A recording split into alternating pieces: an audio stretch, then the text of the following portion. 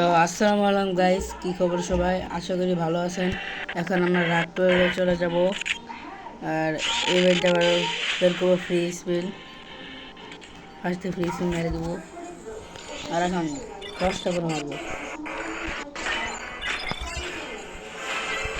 ও ভাই, এত কম দামে আমরা পেয়ে গেলাম, কম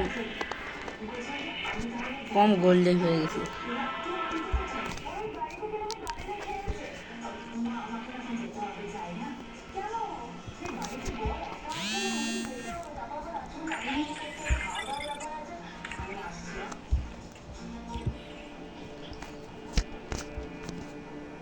তো এইটুকুর জন্যই সবাই ভালো থাকবেন, সুস্থ থাকবেন। আল্লাহ হাফিজ।